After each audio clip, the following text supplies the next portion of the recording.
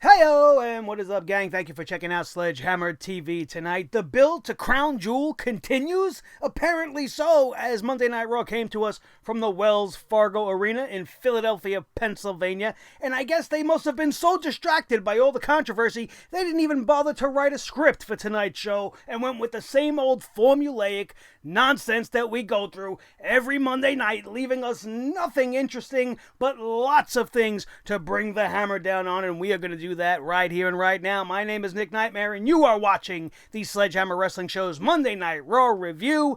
Let's do it.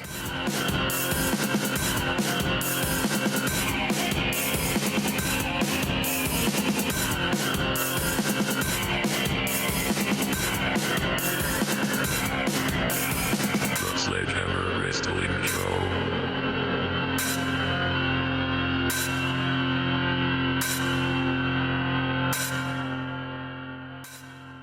Alright, wrestling fans, big news as tonight's Monday Night Raw review is sponsored by Audible. Audible is offering a free audiobook download with a free 30-day trial to give to you guys just for checking out the Sledgehammer Wrestling Show this evening. Over 180,000 titles available, including some of the ones you see on the screen right now. To download your free audiobook today, go to audibletrial.com/SledgehammerTV to find the book that speaks to you and start listening today. Again, that's audibletrial.com/SledgehammerTV for your one free audiobook download and 30-day free trial. Guarantee you'll find something more interesting on that Audible catalog than you will have on tonight's episode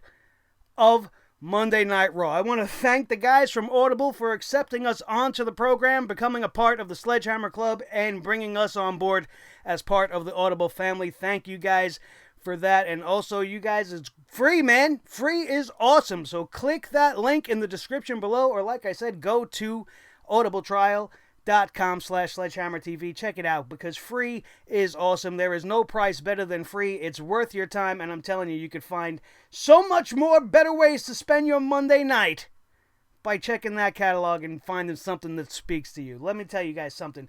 Monday Night Raw tonight did not speak to me at all. The only thing it said to me was, go fuck yourself, bro. We don't care about you, bro. If Monday Night Raw spoke to you, these are some of the things they would say to you. They would say, we don't give a shit about what's going on in the world. We don't give a shit about any outrage or outcry from the WWE Universe. We don't give a shit about anything except that beautiful, beautiful green. And it looks as if they are still going to Saudi Arabia. Now, Saudi Arabia was not mentioned, not once on this night, although all they did was continue to promote Crown Jewel and Evolution simultaneously. That's another one of these words that on the show I'm going to not be able to say without vomiting, because it's an absolute joke. It's a travesty what is going on this show. I hate this show. I hate this show in this form. I don't even know what I'm watching anymore. They make me legitimately not know what day it is, where I am, what they're doing. Just makes no sense at all. Last week we talked on the Monday Night Raw review about it being Back to the Future. They were bringing all these things from the past in order to make you generated and excited for things about the future. But that doesn't work. That doesn't work. Instead of giving us stale promos and things that are coming off as forced and generic, you should be building and aspiring the new talent to rise above and become the new legends of the WWE, instead of going back to the old legends over and over and over again. Evolution is a sham. Evolution is the shadow of an evolution. All of the old faces that are coming back and are being featured in predominant matches on this card is not what this show is supposed to be about. It's not. But that's exactly the direction in which we are going. The WWE has absolutely no reason to continue this show, Crown Jewel, for the Saudi Arabia show in 2 weeks. They have no reason to really do it. It shouldn't have been planned in the first place. And now all it's doing is becoming a black eye. It's putting a black eye on the face of Vince McMahon and the whole entire company, and it is affecting the show from week to week. We are seeing nothing but nonsense because it just seems like they don't even know what to do. There's just so much coming at us. We're talking about the Royal Rumble tonight. We're talking about Evolution and the Crown Jewel. And we're not talking about Survivor Series, even though that's the next big pay-per-view that's actually supposed to be coming up. There's no mention of that. We're talking about SmackDown Live 1000. We're talking about all these things we got to push to the point where they're pushing on your brain so hard that you want to take your hammer and start swinging it at people. Like, get the hell away from me, WWE. Use poison. That's how I felt tonight, man. I just wanted them to go away. And yes, I could have just turned my channel to the Monday Night Football game. I could have definitely went on demand and started to catch back up on The Purge, or maybe start watching a little bit American Horror Story. You know, shows that when they have dialogue that don't make me want to throw up in my mouth. What was good about tonight's show? I leave it to you. Hit me up in the comment section. What was good about tonight's show? Not one thing. Not one thing. Excuse me. I want to get started talking about the show because I wanted to get over with. I want to just get it over with as soon as possible. So, Monday Night Raw tonight, I guess if I could equate it to anything, it's like that dinner you go to your mother's house. You know, let's say it's every Monday night. You're going to Mom's house. Mom's going to make dinner. All through your life, Mom's made awesome dinners on Monday night. You look forward to Monday night. It's always going to be an awesome dinner. But for the last couple of months, you're going to Mom's house. Last couple of years in Raw's case. She keeps making tuna casserole. Tuna casserole is your least favorite dish. And every time she serves you a plate of it, you're like, Ma, I don't like tuna casserole. Why do you keep making me tuna casserole? I understand that you make it well, but it's not my favorite dish. Maybe it appeals to other people in the family, but none of those people are here right now. I'm here, and you're making me my least favorite dish. Of all the dishes you could make me, this is the worst possible dish. Or anything with egg noodles. Don't make me anything with egg noodles because they're just disgusting to me and I don't want to eat it. But if I show up on a Monday night, I'm going to get egg noodles and Salisbury steak. I'm going to get tuna casserole. Instead of delicious eggplant parmesan, maybe some nice homemade chicken soup for the soul made by the loving, tendering, caring hands of your mother. What loving, tendering, caring hands are taking care of the WWE right now? Nobody. Nobody gives a shit whether you like it, whether it tastes good, whether it smells good. Vince McMahon thinks Bobby Lashley smells good. Ha ha! Don't forget, Bobby Lashley's the man. He's so good. Look at him. Hit him with a pose. Bobby Lashley smells so good. He looks so good. He tastes so good. Get off of my television. Bobby Lashley is even worse now than he was when he was actually speaking. Him walking around pretending to be the narcissist Lex Luger, pulling off really ridiculous bodybuilding poses, while all the while the yippy-yappy little chihuahua on the outside, ha ha, Bobby Lashley, my man, yes, my man, it's the Bobby Lashley show, everybody, stop it. Stop it. I actually last week thought that maybe there was some potential when they turned Bobby Lashley into this heel thing, but it's just so generic and it's just so forced, and they're pushing Lio Rush to just do way too much talking. Way too much talking. Let the man wrestle. Did we not learn anything from Abraham Washington? Do you remember him? Of course you don't, because he was the guy that was walking around on the outside, talking during the matches, doing the very loud, braggadocious, over the PA system, overly annoying voice with the microphone, hyping up his guys, distracting the crowd during the match. Nobody gave a shit. Nobody gave a shit. Nobody gave a shit about anything on this night. Why would you give a shit about Seth Rollins versus Drew McIntyre for the World Cup?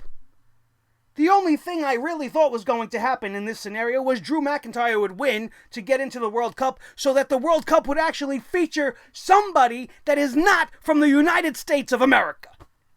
How are you going to have a World Cup with 6 people from the United States of America?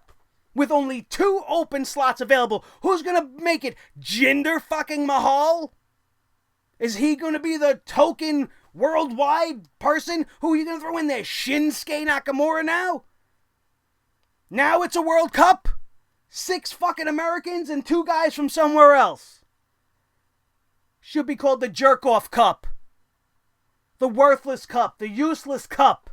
The Money Cup. Because the only reason we're even having this is so we can do this on a stupid show where we can make $45 million fucking dollars. Like the $200 billion deal they just signed with Fox isn't enough money. And you want me to feel bad for you that you got to cancel your show? Oh, the WWE might be losing out $40 million. Go cry in your bank account, will you please? The minute you cancel this deal, there'll be another fucking deal springing up somewhere else with somebody else and he'll be making more money anyway. Vince McMahon makes money despite himself. Guy shits more money than we'll ever see in our life. You want me to feel bad that they need to cancel a show? And they're not going to do it. It doesn't look like they're going to do it. The smartest thing they could do is change venues. But I doubt that's going to even happen. But that's not what we saw with Seth Rollins and Drew McIntyre. I'm jumping all over a little bit because the show's just got me so fucked up. There's so much going on. And none of it is related to storyline. It's all related to real life. It's such... And I opted not to talk about it over the weekend because I want more facts to actually come to light before I give you guys my 2 cents on this whole thing with the Saudi Arabia deal. I don't need anybody coming at me, putting a hit out on my head because I say some stupid shit about something I don't know nothing about. So I'm trying to keep out of the whole discussion just out of the respect for all parties involved. Let's find out all the information before we start speculating and this and that. But still, the WWE's got the most egg on their face that they've ever had in their life. And this show is a reflection of that. What did we get after Seth Rollins versus Drew McIntyre? We got Seth Rollins moving on. Another American. Whoopee!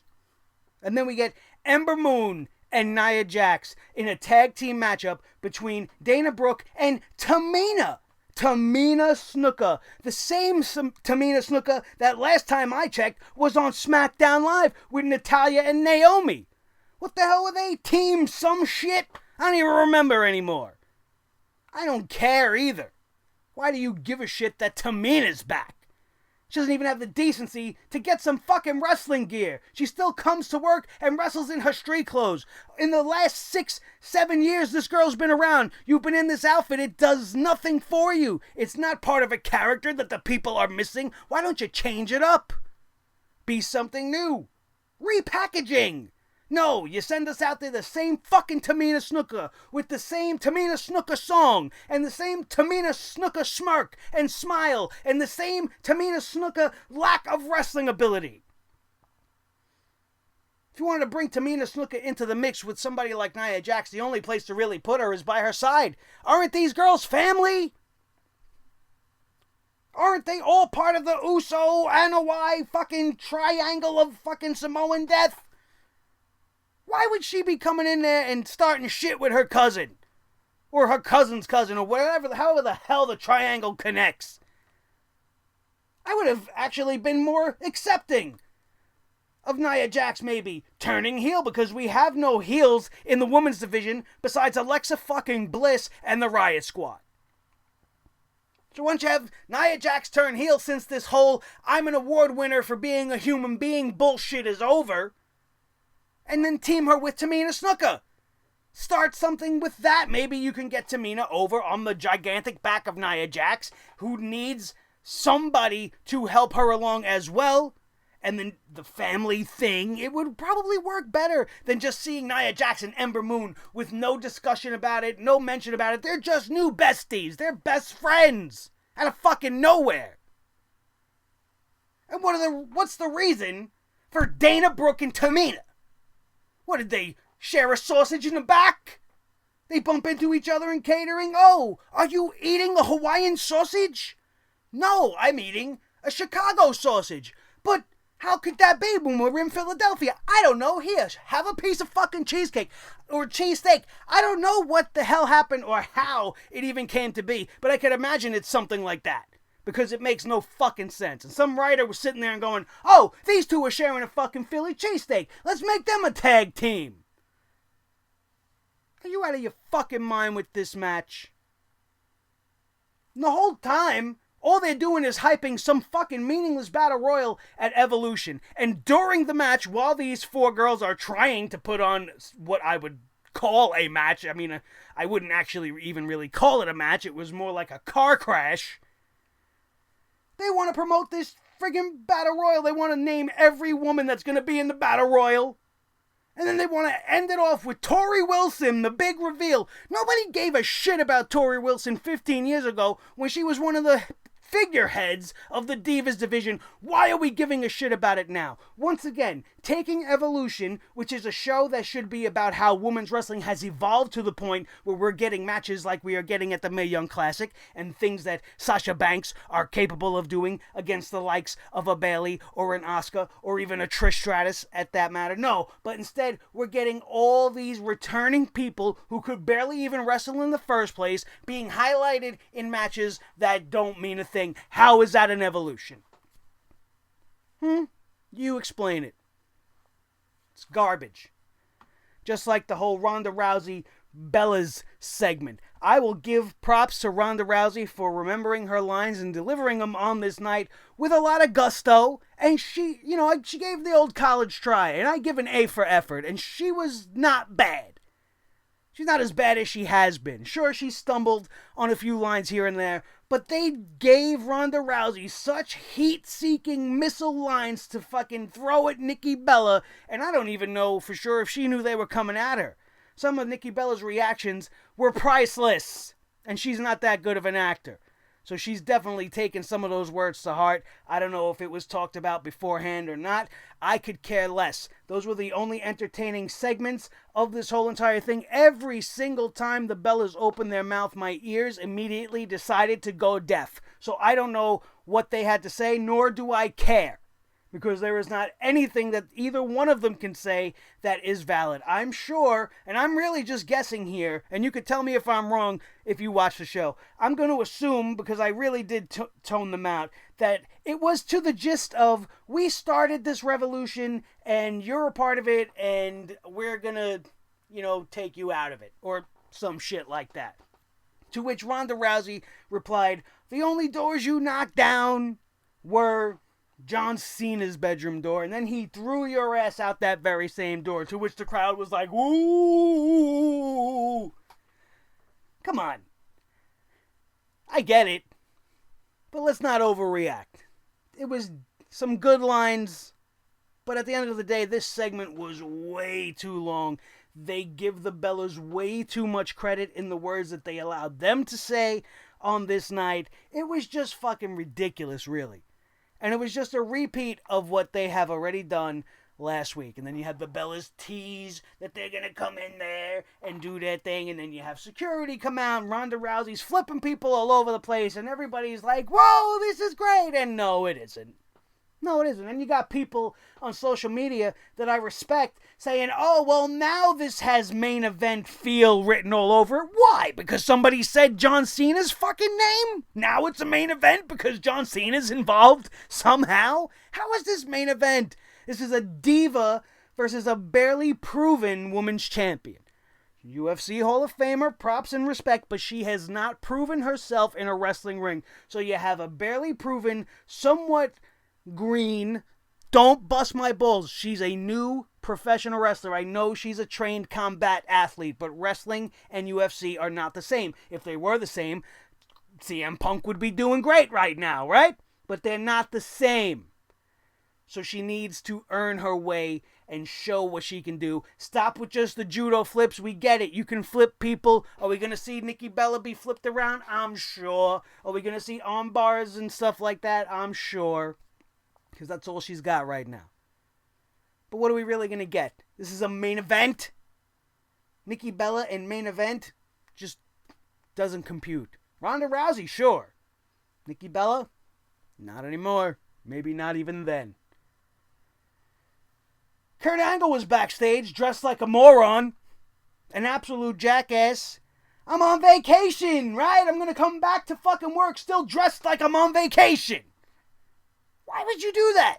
Oh, I'm enjoying my vacation. Then why are you at Raw? Wearing a stupid fucking cabana hat and a Bray Wyatt shirt. Celebrating in the back. He's fucking happy to be here. Why? What the fuck are you doing here? I thought you were the general manager. If you're back, are you general managing, or are you just walking around dressed like a jackass? What was the point of this?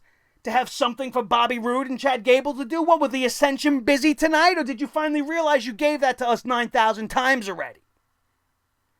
Oh, we got enough for the Glorious Gables. What are we going to do? Whoa, Kurt Angle's dressed like a jerk-off. Come here, Kurt. Put this hat on to make your jerk-off outfit even more complete. And then stand here while the Glorious Gables fucking talk to you for a minute. And then we'll have Baron Corbin come in and we'll figure something else out. How did that go down? Huh? Who wrote that shit? They should be fired immediately. For you to book the Authors of Pain into a match with Kurt Angle, which immediately had red flags all over the place to me. But we will come back to that bridge in just a second, because that was probably one of the worst Raw segments of the year for multiple reasons. We had Dolph Ziggler defeat Dean Ambrose to qualify for the World Cup. Another American. Whoop-de-fucking-do. And what was this for? Really, this whole thing was just to continue the tease of Dean Ambrose's turn. A tease that should have came out of nowhere with no warning to really be effective. But instead, the WWE wants to dangle it like a carrot in front of a horse. But this horse don't want to fucking move for that carrot. We don't care that carrot's standing there because we know it's there now. If you wanted to show it to us when we didn't know it was there, you're going to go for it. You're going to fall for it hook, line, and sinker. But when it's just sitting there, and sitting there, and sitting there, you don't give a shit. And the longer it stays there, the more stale it fucking gets. And why would you even want it anymore? I don't want this anymore. Apparently WWE doesn't want it anymore either, because they keep teasing it, and taking it away. Prolonging it. Thinking it's creating drama. All it's doing is creating nausea. Absolutely unnecessary. Finn Bálor with Bayley defeats Jinder Mahal. You know what the big story here was? The return of the second Sing midget. Who gives a fuck? And then, of course, we have Alicia Fox on the outside because she had nothing better to do tonight. At least she wasn't in the fucking main event for once. That's how far gone this show has gotten. We got Finn Bálor in there again versus Jinder Mahal, who he's been fighting with in this mixed tag fucking challenge that I don't even give a shit about anymore. And what was this whole for? Just filler, I guess. The B&B. Bayley and Bálor. Who gives a shit? I don't. And then what happens? Finn Bálor wins this match. And Bobby Lashley, oh ho, everybody wants to smell him. He's the smellable Bobby Lashley. He smells like fucking trash.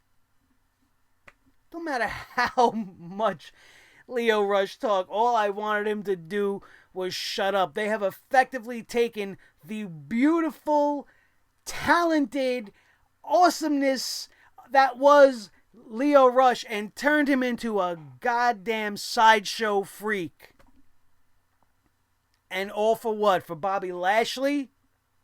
Robo Lashley? Nah. I'm not in it. I'm not with it. Bobby Lashley, with his little yippity yap dog on the outside, got to play with Tyler Breeze. Tyler Breeze continues to only show up when they need somebody to lose. He's content with this because he's got a Lamborghini and he could buy fur for his fucking boots and he can still play with his selfie stick. So he's alright with this. He doesn't mind looking like a jerk-off. Only one of the best, most underutilized talents to ever come out of NXT. Being fed to Bobby Lashley. Being beaten in under 3 minutes. You want to combine this match with the Finn Bálor match, you had a total of 6 minutes of wrestling time for 2 matches. And about 20 minutes of talking bullshit. Which was very, very heavy on this night. And whoever was writing the dialogue all night long definitely had a lot to say. And all of it was fucking garbage. Every second of it. Natalya, Oh, I'm sorry, I'm skipping ahead. We're skipping because this, I wish I could have skipped ahead in real life. The 2-on-1 AOP versus Kurt Angle match. Now, we come back from the break. The Conquistador is in the ring. This is the Conquistador that supposedly is Kurt Angle from the Battle Royal last week, dressed as the Conquistador. You got Michael Cole and Renee Young and Corey Graves telling everybody that Kurt Angle decided to dress as the Conquistador for this matchup. And I'm telling you, like I told you last week, I could spot a silhouette from a mile away. Unless you really are, blind, you could tell that was not Kurt Angle. That wasn't his head. That was not his body. Kurt Angle's not a fat fuck. Kurt Angle is a wrestling machine. He's still got one of the best bodies in the business, and that was not him. Anybody could have told you that was not him. And these three have got to sit there at the desk and pretend that they don't know that that's not fucking Kurt Angle, and I'm supposed to sit there and not feel like they're treating me like an idiot. My 6-year-old daughter, who doesn't even know who Kurt Angle is, could tell me, Daddy, that's not that Kurt Angle guy from last week. But we gotta just take it, right? We gotta just take it right up the ass. A big golden dick in the golden dick suit right up your ass. AOP demolished this guy in about 50 seconds. Take the mask off. Oh, surprise! It's not Kurt Angle. Surprise! Kurt Angle then shows up. Baron Corbin's watching this thing on the announced stage. Picks him up. Angle slams him on the stage in his stupid goofy hat. Gives a shit. What is this leading to? Why do you care? At least they had the sense of mind to not bury the AOP to bring back Kurt Angle to some sort of relevance before this World Cup. I was very scared that Kurt Angle was going to go in there and beat the Authors of Pain somehow. I don't give a shit whether it was because of Baron Corbin's interference or whatever. I was almost convinced we were going to see that. Thank God we didn't see that, but I wish we still didn't see this either. This is just the most lazy booking I have ever seen in my life. They're just not even trying. They're not even trying anymore. Just like we can point out right here, Natalya is going to have a one-on-one match with Ruby Riot. Ruby Riot's got the Smurf blower and the Lady Viking Little Miss Strowman on the outside. And Natalya's like, oh, I'm here in my fucking cat ears, and I'm not coming out alone, so I'm going to call out Bailey. Bam, bam, bam, bam. No one gives a shit. And then we got Sasha Banks. I'm the boss. I've been missing, and nobody knows why. And they want to say that she's been injured, but she's been on Instagram for the last week and a half doing all kinds of shit. And she's been missing. She was pulled from the Mixed Match Challenge. She's been just completely off TV. They were talking about her maybe being pregnant. There was all kinds of rumors going around, but here she is. And she didn't even look like she gave a shit that she was there, as usual. You know who else had that same face tonight that I didn't mention earlier was Nia Jax. Nia Jax looked like she didn't give a shit about even being there tonight. Something that I am noticing more and more on the faces of every single person that performs on these nights. Natalya defeats Ruby Riot by disqualification. Who cares? Elias wants to come out and make a jerk of himself again. Wants to talk some shit about the local mascot. I don't really care. I'm not a Philadelphia sports guy. I don't know anything about it, nor do I give a shit to learn about it. So Elias does what Elias does. He comes out and he gets his heat, right? Gets everybody all riled up. And then he gets interrupted. And this time it's by Apollo Crews, or should we say Bobby Lashley Jr., Bobby Lashley 2.0, Mini Lashley. WWE doesn't realize that this character model already failed. They tried it with Bobby Lashley. It went absolutely nowhere. Bobby Lashley at least has some sort of notoriety from being a TNA heavyweight champion. He did dabble in MMA, so his name value, I would think, trumps an Apollo Crews. If they took the same exact archetype and couldn't get it over with Bobby Lashley, what makes you think that Apollo Lashley is going to work? Especially when you put him out there against a guy who everybody wants to see. Everybody wants to walk with Elias. Everybody's waiting for Elias to be that next big star. When he does finally turn, he's going to be a huge babyface. It's going to happen at some point eventually. the WWE would be stupid to ignore his momentum. But they are stupid, so I expect that to totally happen. When you have Apollo Crews coming out there to try to silence this guy, and Elias is getting cheered more than Apollo Crews, you're having a problem. You're having the Bobby Lashley effect. Why would you give a shit about Apollo Crews just out of nowhere? Just because he's not with Titus O'Neil?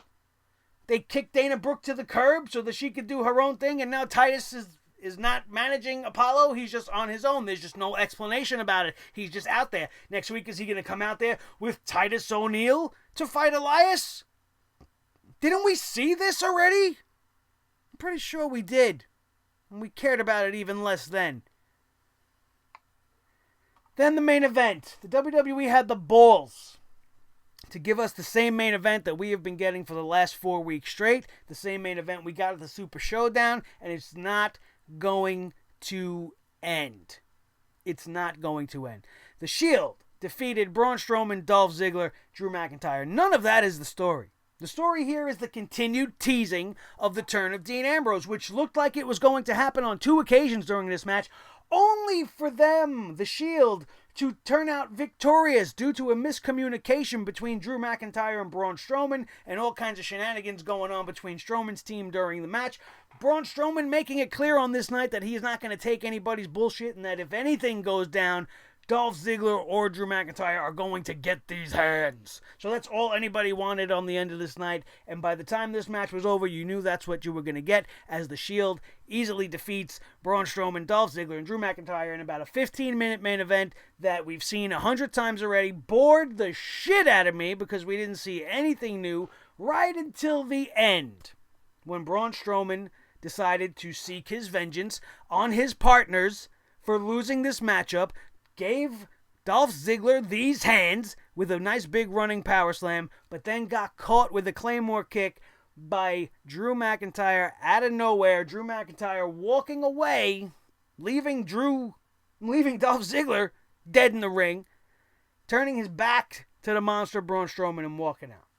Now, the real big problem I have here is that in this night, during this matchup, the WWE proved to each and every one of us that they only did what they did with Braun Strowman to protect Roman Reigns.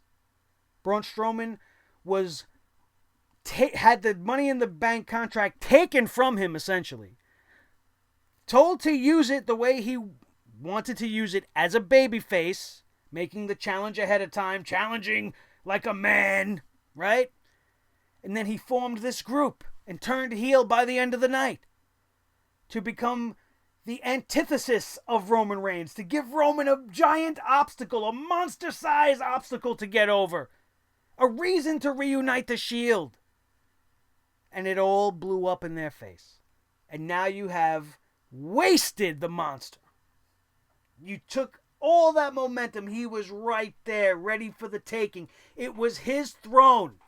And you gave it to the big dog again on the 4th coronation of this man. Why would you do that to a man who could have taken this company to the next couple of years to the next level? Braun Strowman was your superstar. And you killed him so that there would be nothing in the way of Roman Reigns. The guy that promised to be a fighting champion. He was bringing the belt back to Raw to defend it. How many times have we seen it defended? It's been stuck in this Sheild bullshit. The Intercontinental Championship, stuck in this 6-man nonsense. The Tag Team Championships as well. When was the last time we seen a title match? One that mattered. One outside of these 6 goons that we gotta keep watching at the end of the night. I said on social media earlier in the evening, Monday Night Raw has done the impossible. They have taken 2 of my favorite people in the world, Drew McIntyre and Bobby Roode, and turned them into absolute, I don't want to see you type stuff. Go away until you do something else. At least at the end of this night, the one thing I could maybe be hopeful for, I'm not saying that it was good, because we have to see where it's going. in order to decide whether or not it was good, is that we may be seeing Drew McIntyre versus Braun Strowman. It would be a breath of fresh air to see two people we have not seen wrestle each other actually wrestle each other. Neither one of them in their 50s. One point on this night, WWE wanted to advertise DX. DX is up next. And the crowd went fucking crazy. And what did we get? We got last week's promo. We got everything they said last week just replayed on the big screen. Screw you, fans. We hate you. Then you want to give us a rebuttal from The Undertaker and Kane that sounds like it's coming from somebody that thinks they know what The Undertaker sounds like. This was written very poorly, and Kane delivers like a piece of cardboard. A piece of cardboard wearing a mask made out of red rope licorice. Or a pepperoni pizza slice, but it don't look like the Kane mask I remember. Awful. Awful. Did you get chills when you saw that promo of The Undertaker in the dark and the chains and the red and the blue? The lighting? For what? For what?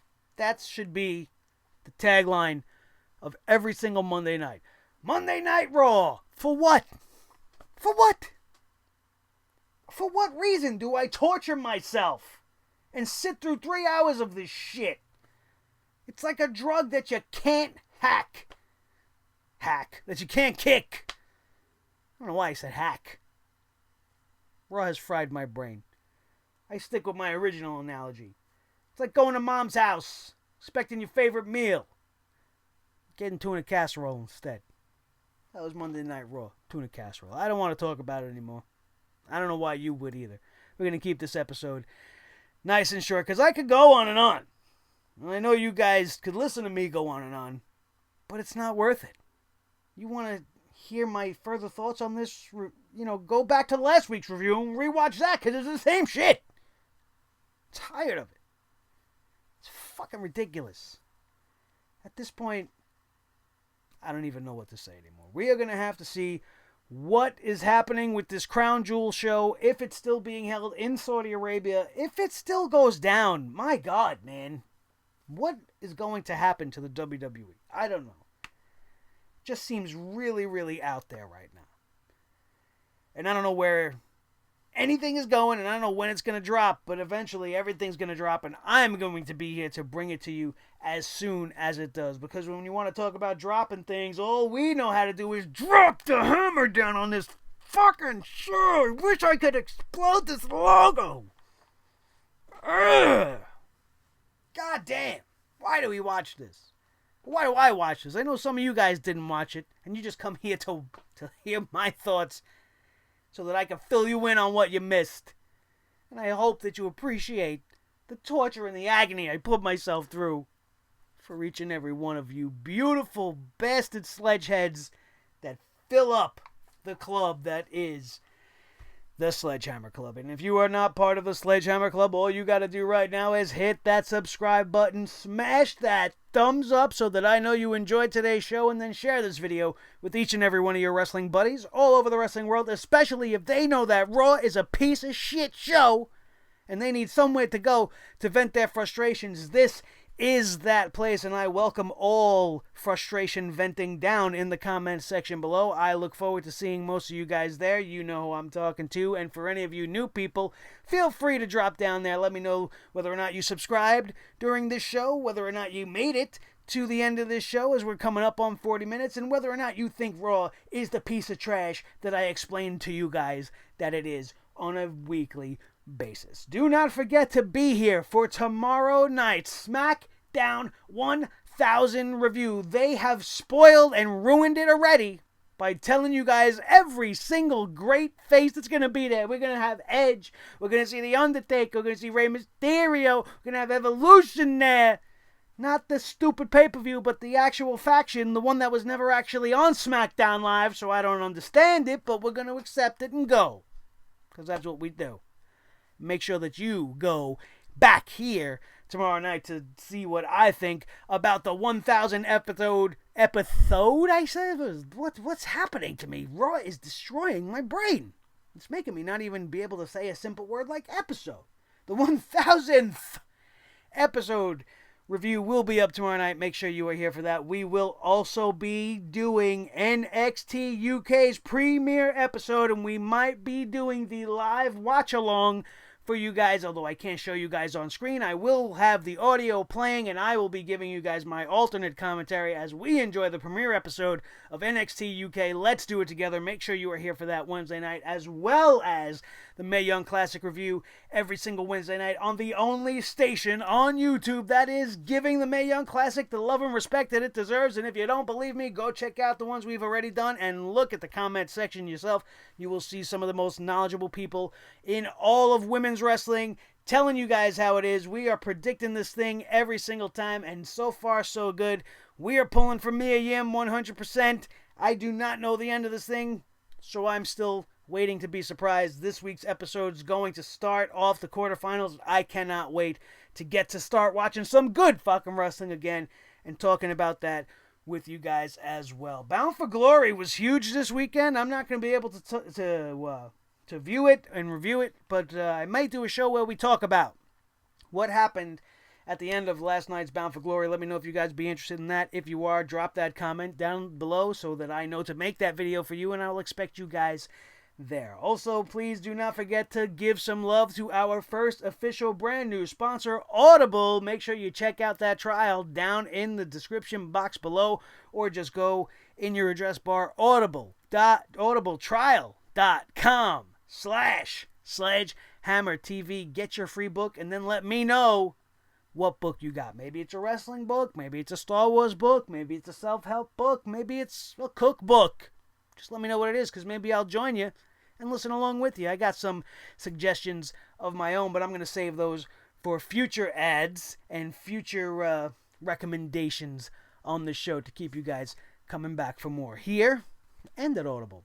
So thank you guys, and thank you once again to Audible for hopping on board with this show. My name is Nick Nightmare. This is my team, Thor the Sledgehammer, the official Sledgehammer of the Sledgehammer Wrestling Show, and the Wrestling God of Thunder, his tag team champion, his partner, the World Heavyweight Champion. Somebody help me. Of all the microphones in all the world, Mr. Blue, the Snowball Blue. I'm sorry I blew that, but, Raw has turned my brain to absolute mush. Hopefully we're going to go get some sleep and come back here and enjoy the SmackDown festivities with you guys tomorrow night. That is going to do it, and we are out of here. We will see you tomorrow for SmackDown 1000 right here on the Sledgehammer Wrestling Show.